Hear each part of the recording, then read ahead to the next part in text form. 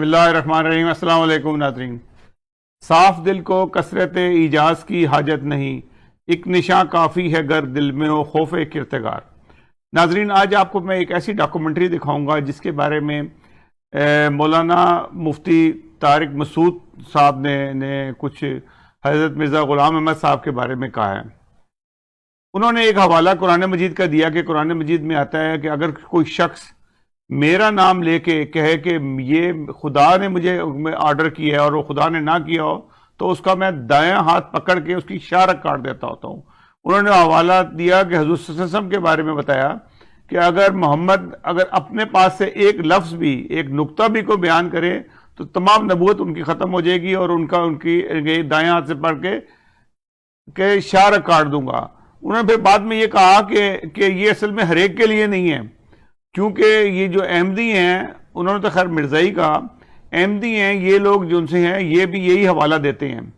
بات کہ ساتھ انہوں نے یہ بھی کہا کہ نہیں، یہ ہر ایک کے لیے نہیں ہے، یہ تو ان کے لیے ہوتا ہے جو بڑے پاپولر ہوں، بہت نیک ہوں اور جن کی دنیا تعریف کر رہی ہو تو ان کو خدا تعالیٰ پکڑتا ہے، ویسے عام لوگوں کو نہیں پکڑتا۔ عام آدمی جو مرضی کرتا رہے ان کی بلا سے کہ وہ خدا کا نام لے یا نہ لے، جو مرضی وہ مطلب جھوٹ بولے، اس کو اللہ نہیں پکڑتا، صرف ان کو پکڑتا ہے جو نبی اللہ تعالیٰ کے نیک لوگ ہوتے ہیں۔ مجھے بہت افسوس ہوا ہے ان کی علمی قابلیت کو دیکھ کے کہ ان کا علم یہ بھی نہیں ہے کہ قرآن مجید ہر انسان کے لیے ہے، اور وہ چھوٹا آدمی ہو یا بڑا آدمی ہو، پاپولر ہو یا نہ ہو، جو آدمی بھی خدا کا نام لے کے جھوٹ بولے کہ میں خدا کی طرف سے آیا ہوں، خدا اس کے ساتھ وہی سلوک کرتا ہے جو کہ بہت مشہور آدمی کے ساتھ بھی کرتا ہے۔ تو یہ بات طارق جمیل صاحب کے علم میں آنی چاہیے۔ وہ مفتی پتہ نہیں کہاں کے بنے ہوئے ہیں، انہوں نے بڑے بدتمیزی سے جو بھی الفاظ استعمال کیے اور انہوں نے کہا جی کہ یہ دیکھیں دنیا میں پھیل گئے ہیں، ان کی حکومتیں بن رہی ہیں اور ان کو خدا تعالیٰ نے 125 سال سے زیادہ ہو چکے ہیں، اور خدا تعالیٰ نے ان کو کچھ بھی نہیں کہا، کیونکہ اس لیے نہیں کہا کہ یہ اتنے پاپولر نہیں ہیں، اتنے مشہور نہیں تھے۔ بھائی مشہور نہیں تھے، وہ تو اس دنیا سے جا چکے، 100 سال سے زیادہ گزر گیا عرصہ، اور خدا نے آج تک ان کو نہیں پکڑا۔ ان کے ہاتھ، ان کو چیلنج کرنے والا دنیا میں کوئی نہیں ہے۔ آپ ان کو کبھی میڈیا میں بلایا، انہیں کبھی آپ نے سامنے ان کو بلایا، ان سے سوال جواب کیا؟ اس لیے نہیں کرتے کہ آپ کے پاس کچھ نہیں ہے۔ تو ناظرین، میں آپ کو نا یہ ویڈیو دکھاتا ہوں، یہ ویڈیو ذرا غور سے سنیے گا اس کا ایک اس چیز کو کہ کس طرح سے جو مخالفین ہیں انہوں نے کیا کہا۔ انہوں نے یہ کہا کہ انہوں نے ہندوؤں کا مقابلہ کیا، ان کو آریہ سماج کو شکست دی، عیسائیوں کے مشنز آئے بڑے بڑے جن کو شکست دینے والا صرف ایک ہی شخص تھا، وہ مرزا غلام احمد قادیانی تھے، جنہوں نے اپنے علم سے جواب دیا۔ غامدی صاحب کیا کہتے ہیں یہ بھی دیکھیں۔ علامہ اقبال نے حضرت مرزا غلام احمد کے بارے میں کیا کہا۔ یہ تمام لوگوں کی آپ باتیں بڑا غور سے سنیے گا کہ اگر اس شخص میں یہ قابلیت تھی تو تبھی جو سی ہے کہ اللہ تعالیٰ نے ان کو یہ موقع دیا اور انہوں نے مقابلہ کیا۔ اور یہ پہلے آپ یہ پروگرام ڈاکومنٹ سن رہے ہیں تو اس کے بعد مزید بات کرتے ہیں۔ قرآن مجید میں اللہ تعالیٰ کا ارشاد ہے وَلَوْ تَقَوَّلَ عَلَيْنَا بَعْضَ الْأَقَاوِيلِ لَأَخَذْنَا مِنْهُ بِالْيَمِينِ ثُمَّ لَقَطَعْنَا مِنْهُ الْوَتِينَ۔ فرمایا کہ اگر محمد صلی اللہ علیہ وسلم جھوٹے نبی ہوتے، بلکہ جھوٹا نبی ہونا تو دور کی بات، کوئی ایک بات بھی ہماری طرف غلط منسوب کر دیتے، کوئی ایک مسئلہ بھی جو ہمارا قول نہیں ہوتا، ہماری رائے، ہمارا حکم نہ ہوتا، لیکن اپنی طرف سے گڑھ لیتے، پورا نبوت کا جھوٹا دعویٰ تو دور کی بات، ایک قول بھی اگر گڑھ لیتے لَأَخَذْنَا مِنْهُ بِالْيَمِينِ، ہم ان کو دائیں ہاتھ سے پکڑتے، ثُمَّ لَقَطَعْنَا مِنْهُ الْوَتِينَ، اور ان کی شہرک کاٹ ڈالتے، پنپنے نہیں دیتے ہم ان کو۔ تو مرزائی جو ہے نا، جو غلام احمد قادیانی کے مریدین ہیں، جو اس کے جھوٹی نبوت پہ ایمان لانے والے، وہ اس آیت کو پیش کرتے ہیں مرزا غلام احمد کی نبوت کے حق میں۔ توجہ ہے آپ حضرات کی؟ وہ کہتے ہیں کہ دیکھو اگر کوئی بھی شخص اللہ کی طرف جھوٹ باندھے تو قرآن میں اللہ کہہ رہا ہے اس کا دائیں ہاتھ پکڑ کے میں اس کی شہرت کاٹ دوں گا۔ یہ کنایا ہے کہ میں اس کو پنپنے نہیں دوں گا، اس کو میں ذلیل کر دوں گا، اس کو میں قتل کر دوں گا، اس کو میں، یعنی کچھ بھی سزا ایسی عبرتناک مل جائے گی اس کو کہ لوگوں کے سامنے اس کا جھوٹا ہونا واضح ہو جائے گا۔ کہتے ہیں مرزا کو تو نہیں ملی، مرزا نے تو اگر ہم یعنی جھوٹا نبی تھا تو ایک جھوٹ نہیں، پھر تو اس کی ہر بات اللہ پہ جھوٹ ہوگی نا. تو اتنے کروڑوں جھوٹ اس نے بولے، پھر بھی جناب دیکھو اس کے خلفاء لندن میں کیسی حکومتیں چل رہی ہیں ان کی. اور 100 سال ہو گئے قادیانی دنیا میں پھیلتے چلے جا رہے ہیں. سوال سمجھ میں آئے گا تو جواب انشاءاللہ سمجھ میں آئے گا. اس کا جواب کیا ہے؟ اس کا جواب یہ ہے کہ یہ ہر شخص کے بارے میں نہیں ہے. یہ جو قرآن نے دھمکی دی ہے اس شخصیت کے بارے میں ایک دھمکی دی ہے کہ جس کا کردار اتنا اچھا رہا ہو کہ لوگ اس کی بات پر یقین کرتے ہوں، کہ جس کا کردار اتنا اچھا رہا ہو کہ لوگ اس کی بات پر یقین کرتے ہوں. ایسا شخص جب اللہ پہ جھوٹ باندھے گا تو اس جھوٹ کے سچا ہونے کا لوگوں کو گمان ہوگا کہ یہ شخص جھوٹ نہیں بول سکتا. تو ایسے شخص کو جو اللہ کی طرف غلط نسبت کرے جس سے لوگوں کو کنفیوز ہونے کا خطرہ ہو، اللہ ایسے شخص کو پنپنے نہیں دیں گے، کیونکہ پھر اللہ پر الزام ہے.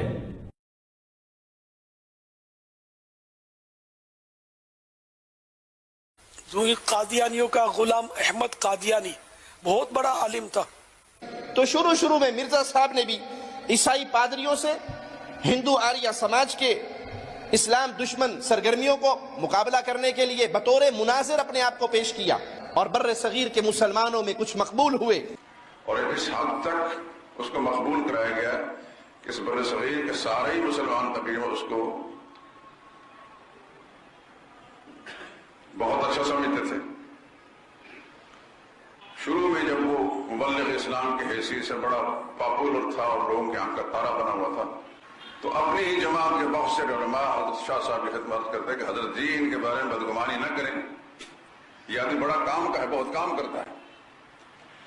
آپ کے زمانے کا جو شیخ الاسلام ہے نا، جو ٹی وی کے ذریعے سے متعارف ہو رہا ہے، اس سے کئی گنا زیادہ وہ کام کرتا تھا. ماضی کے اندر مرزا غلام احمد قادیانی اس سے زیادہ پاپولر تھا. گو اس وقت میڈیا ٹی وی کی شکل میں نہیں تھا، لیکن تحریر کی شکل کے اندر بہت کام، مناظروں کی صورت کے اندر، تبلیغ کی صورت کے اندر بہت کام بر صغیر کے اندر کرتا رہا. اور بڑے بڑے علماء اہل علم جو ہیں وہ اس کے قدردان تھے. مرزا صاحب کافی ذہین تھے،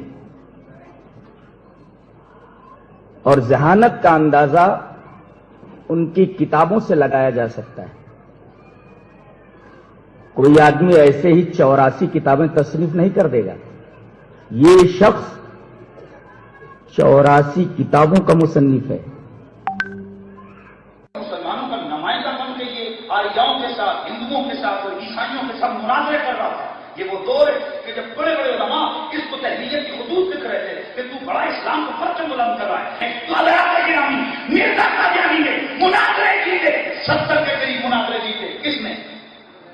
اس کے جواب کے لیے علماء حق بھی میدان میں آئے، لیکن بدقسمتی سے اس میدان میں نمایاں حیثیت آن جہانی غلام احمد قادیانی کو حاصل ہو گئی، جس نے 1883 میں اپنی تالیف سرمہ چشم آریہ ہی کے ذریعے وہ ہر دل عزیزی حاصل کی تھی، کیونکہ باقی علماء میں استعداد اتنی نہیں تھی، یا ان کا شغف نہیں تھا، ذوق نہیں تھا. اس شخص نے خاص اس میدان کے اندر جو ایکسپرٹیز ہے، جو درکار ہے، مہارت وہ حاصل کی، اور آریوں کے ساتھ مناظرے کیے، انہیں شکستیں دی، اور کتاب لکھی سرمہ چشم آریہ. نتیجہ یہ ہوا مسلمانوں میں پاپولر ہو گیا. ظاہر بات ہے حملے کا جواب دے رہا ہے، مسلمانوں کی طرف سے مدافعت کر رہا ہے، مسلمانوں کی طرف سے مدافعت کر رہا ہے. چنانچہ مولانا ثناء اللہ امرتسری کے بارے میں آتا ہے، اہل حدیث، وہ یہ کہتے ہیں کہ ایک زمانے میں میں اس کا وضو کرانا اپنے لیے باعث سعادت سمجھتا تھا، اور بڑے بڑے علماء نے اس کی تعریفیں کی.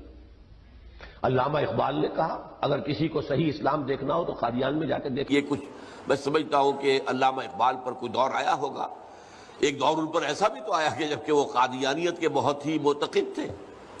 انہوں نے یہاں تک کہا تھا کہ جسے اصل اسلام دیکھنا ہو وہ قادیان میں جائے. کیوں؟ وہاں ایک نظام تھا، ایک شخص سے بیعت تھی، ایک ڈسپلن تھا، پورا ماحول اسلام کے مطابق تھا. وظاہر باقی تو ان میں خرابی تو یہی ہے کہ انہوں نے غلام احمد قادیانی کو نبی مان لیا، باقی تو وہ باقی مسلمانوں والے کام تو ان کے ہیں. اور وہ ایک جگہ پر ایک آبادی انہوں نے ایک اپنے اسلامی اصولوں کے مطابق بنا لی.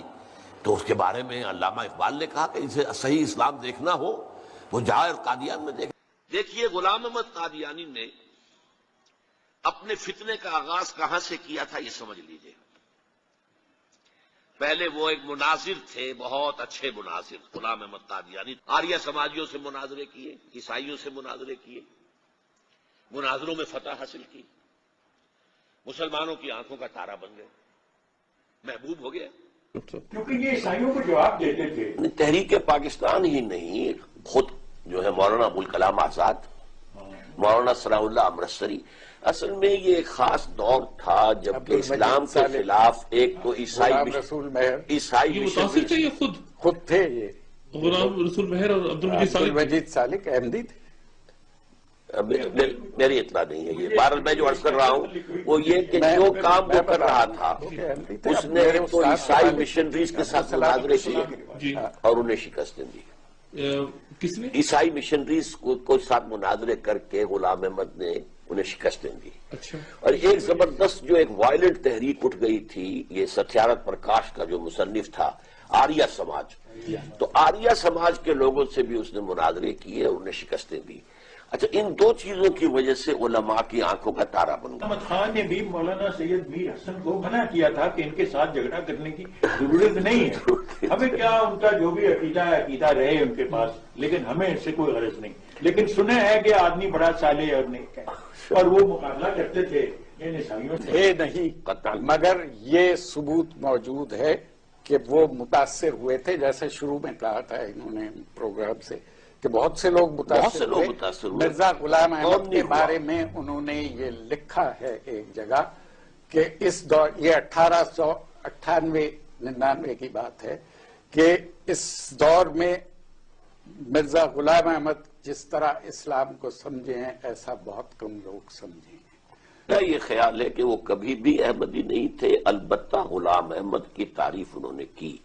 اور جو آپ نے جملہ نوٹ کیا ہے، میں نے اس کے برعکس یہ سنا ہے کہ انہوں نے کہا کہ اگر کوئی شخص آج اسلام زندہ دیکھنا چاہے تو قادیان میں جا کے دیکھے. مرزا قادیانی نے جب کام شروع کیا تو دین کا دفاع کرتا، اعتراضوں کا جواب دیتا، ہندو مت کے خلاف بولتا، عیسائیت کی تردید کرتا. ہمارے اکابر نے کہا بہت اچھا آدمی ہے، کام جو اچھا تھا. مرزا غلام احمد قادیانی جب اس نے مسیح ہونے کا اور نبی ہونے کا دعویٰ نہیں کیا تھا تو یہ اہل باطل کے خلاف دلائل دیتا تھا اور دین حق کو دلائل ثابت کرتا تھا. اس کے بارے میں ہمارا بھی گمان یہ تھا کہ بندہ بہت اچھا ہے، اس لیے ہم نے اس کے مدح کیا اور تعریف کی ہے. میرے صاحب بھی بہت بڑے عالم تھے، اپنے زمانے میں بڑے مناظر کی حیثیت رکھتے تھے. ان کے بارے میں مولانا ابوالکلام آزاد نے بڑے غیر معمولی الفاظ لکھے ہیں جب ان کی وفات ہوئی ہے. وکیل اخبار کے اس زمانے وہ ایڈیٹر تھے. مولانا ابوالکلام آزاد معمولی آدمی نہیں تھے. مولانا ابوالکلام آزاد انہوں نے بڑی ان کی مدح اور تعریف کی، اور بہت سے. علامہ اقبال بڑے ان کے معتقد رہے ایک زمانے میں، عالم تھے، وہی بڑے عالم تھے. اتنے سیانے لوگ، پڑھے لکھے لوگ اسے مان کیسے لیتے ہیں نبی؟ لیکن آپ ایک ہی نوبل انعام یافتہ عبدالسلام، اور وہ بھی اس کا جو ہے وہ نکلا معتقد. کیا ہوتا ہے یہ ہمیں نہیں معلوم. اصل وجہ یہ ہے یہ بڑے لائق شخصیت تھی، اس نے ایک وقت میں بڑے عیسائیوں کے ساتھ جو ہے وہ مناظرے کیے تھے، انہیں شکست دی تھی، تبھی تو مشہور ہو کے پھر نبی بنے. جو توحید کے اوپر اس شخص کا لٹریچر ہے نا، با کمال لٹریچر ہے. توحید کا استدلال کمال درجے میں ہے. مولانا عبد الماجد دریابادی کا نام آپ نے سنا ہوگا، وہ کسی وقت دہریے ہو گئے تھے.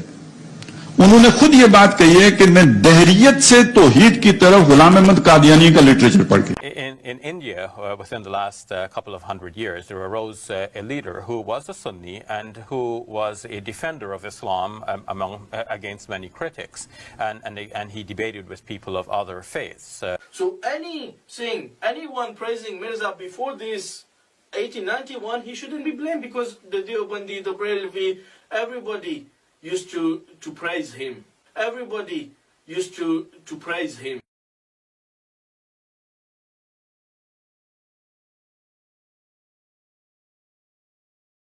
تو یاد رکھو، جیسے جو شخص اللہ پہ جھوٹ باندھے ان میں سے ہر شخص اس قابل نہیں ہوتا کہ اللہ اس سے برات کا اعلان کرے، کیونکہ وہ اس کی ایسی حیثیت ہی نہیں ہے.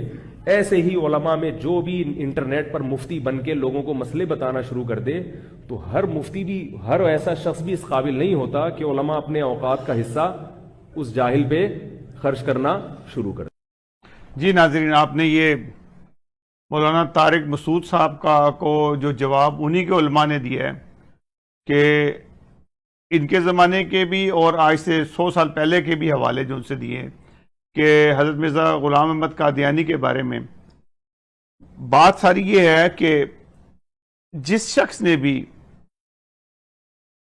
حضرت مرزا غلام احمد قادیانی کی ایک کتاب بھی پڑھی ہے، ان کی ایک نظموں کی کتاب بھی جو در سمینی پڑھ لی ہے، تو اس کے اوپر اثر ضرور ہوتا ہے۔ ان کو یہ اندازہ ضرور ہوتا ہے کہ یہ شخص جو سے ہے اللہ اور اس کے رسول سے محبت کرنے والا ہے۔ 84 کتابیں لکھی اسلام کے بارے میں اور اس میں ایک کتاب بھی ایسی نہیں کہ جس کو کوئی بھی شخص چیلنج کر سکتا ہو۔ وہ کتابیں یقیناً ایک مسئلے کی لکھی ہوئی کتابیں ہیں، ایسے شخص سے لکھی ہوئی کتابیں ہیں جس سے خدا تعالیٰ ہم کلام ہوتا ہے اور جس کو جو خدا تعالیٰ کا بندہ ہے۔ یہ ساری باتیں یہ صرف طارق مسعود صاحب کو جواب ہے۔ انہوں نے کہا نہیں وہ قرآن مجید کی جو آیت آتی ہے وہ امپلیمنٹ تو اس پہ ہوتی ہے جو بڑا ہی پہلے سے مشہور ہو اس کو۔ تو حضرت مرزا غلام احمد قادیانی کیا مشہور نہیں تھے؟ یہ 20 لوگوں نے حوالے دیے، اور اب 20 کیا ہزاروں لوگوں کے حوالے جو ان سے ہیں وہ سنائے جا سکتے ہیں۔ آج تو پوری دنیا یہ کہتی ہے کہ ان جیسا شخص جس نے اسلام کی خدمت کی ہے، جب بر صغیر میں آریہ سماج، عیسائی مشنز آئے تھے اس واسطے کہ سارے ہندوستان کو وہ عیسائی بنا کے جائیں گے، اس وقت صرف ایک شخص قادیان کی بستی سے کھڑا ہوتا ہے اور ان کو للکارتا ہے اور ان کو دلائل سے جواب دیتا ہے۔ یہ نہیں کہ قتل و غارت سے پکڑ کے مار دیے، انہوں نے مناظرے کی ان لوگوں کے ساتھ اور ان کو شکست فاش کیا، جیسے کہ آپ نے ویڈیو میں دیکھا۔